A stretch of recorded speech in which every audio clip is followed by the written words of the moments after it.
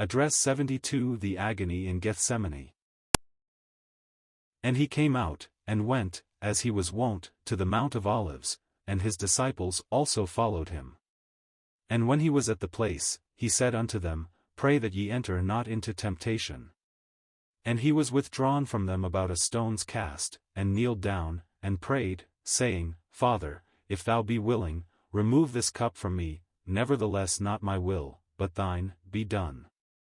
And there appeared an angel unto him from heaven, strengthening him. And being in an agony he prayed more earnestly, and his sweat was as it were great drops of blood falling down to the ground. And when he rose up from prayer, and was come to his disciples, he found them sleeping for sorrow, and said unto them, Why sleep ye? Rise and pray, lest ye enter into temptation. And while he yet spake, behold a multitude, and he that was called Judas, one of the 12, went before them, and drew near unto Jesus to kiss him. But Jesus said unto him, Judas, betrayest thou the Son of Man with a kiss? When they which were about him saw what would follow, they said unto him, Lord, shall we smite with the sword? And one of them smote the servant of the high priest, and cut off his right ear. And Jesus answered and said, Suffer ye thus far. And he touched his ear, and healed him.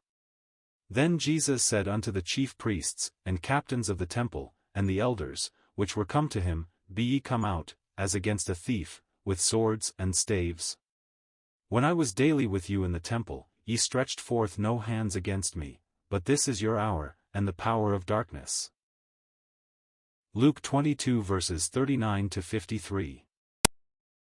Leaving the upper room, the Lord went with his 11 disciples across the brook Kedron to the Mount of Olives. It had been his custom, when in Judea, to retire from time to time to a garden on the slope of this mountain, called, as we are told elsewhere, Gethsemane. To this retreat he pursued his way. Luke does not mention the fact that he left 8 of his followers at the entrance but took Peter, James, and John with him as he passed into the garden. Coming to the place where he was wont to engage in prayer, he bade them, Pray that ye enter not into temptation. And he was withdrawn from them about a stone's cast, going deeper into the shades of the olive yard, for such it was. There he fell on his knees and prayed. He was suffering intense perturbation of spirit. The very fact that he was the infinitely Holy One filled him with deepest grief as he contemplated the full meaning of the cross. He could not have been who and what he was if he could contemplate with equanimity the awfulness of being made sin for a guilty world. His holy human nature shrank from this terrible ordeal. It was not death that he dreaded, but, with strong crying and tears, he prayed to him who was able to save him out of death, as Hebrews 5 verse 7 should be translated.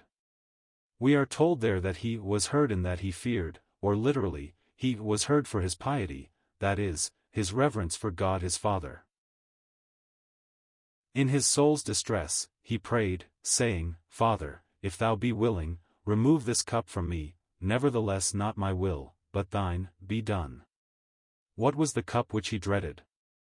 I have heard many unworthy things said by those who have endeavored to explain this. Some have maintained that he was in such distress that he feared he might lose his reason and be unable to go on to the cross as a voluntary substitute for sinners. But they who speak in this way lose sight of the fact that he was not only man in all perfection, but also God with all power. Satan could do nothing against him save by divine consent, and nowhere in Scripture is it intimated that the devil might be permitted such an advantage as this over the Christ of God.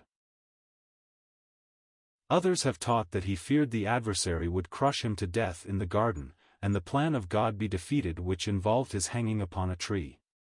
But this theory ignores his own declaration, No man taketh it, his life, from me, but I lay it down of myself. I have power to lay it down, and I have power, authority, to take it again. This commandment have I received of my Father, John 10 verse 18. This absolutely contradicts any supposition as to Satan's ability to destroy him before his time. The cup he dreaded was not death as such. It was the cup of judgment which our sins had filled. In Psalm 75 verse 8 we read, In the hand of the Lord there is a cup, and the wine is red, it is full of mixture, and he poureth out of the same, but the dregs thereof, all the wicked of the earth shall wring them out, and drink them. This cup of the wrath of God against sin was that from which the holy soul of our Saviour shrank. There in the garden he prayed that if there were any other way whereby the sin question might be settled, it should be manifested. There was no opposition to the will of the Father, no conflict of wills. It was rather full acquiescence with the will of God, even though he dreaded the drinking of that chalice of judgment. It was the perfection of his humanity that was manifested in that hour of his Spirit's agony. Luke alone of all the evangelists tells us that, there appeared an angel unto him from heaven, strengthening him. How this emphasizes the reality of his manhood. He, the creator of angels, now as man, derived strength from the ministry of one of these glorious beings. Being in an agony he prayed more earnestly, and his sweat was as it were great drops of blood falling down to the ground. There was great significance in this for Dr. Luke, to whom alone we are indebted for this information. It indicated the severity of the pressure under which our Lord was suffering. When the ordeal was over he arose in perfect calmness of spirit and came to his disciples, whom he found, sleeping for sorrow, and said unto them, Why sleep ye? Rise and pray, lest ye enter into temptation. For them the supreme test was about to take place, when he would be taken from them and they left bewildered and frightened. Even as he spoke lights were seen, and a mob of soldiers, priests, and civilians approached, led by Judas the traitor, who drew near unto Jesus to kiss him. This was the prearranged signal which would indicate to the officers whom they were to arrest. Jesus said unto him, Judas, betrayest thou the Son of Man with a kiss? Apparently, the wretched traitor made no reply, and the soldiers proceeded to take Jesus into custody. The disciples were aroused by this act and exclaimed, Lord, shall we smite with the sword? One of them, Peter, as we know from other sources, began slashing about with his sword, and cut off the right ear of the servant of the high priest. But Jesus said, Suffer ye thus far, and he healed the wounded man. Someone has well remarked, how busy we keep the Lord putting on ears that we in our mistaken zeal, cut off. Addressing the chief priests and other officials, Jesus said, Be ye come out, as against a thief, with swords and staves?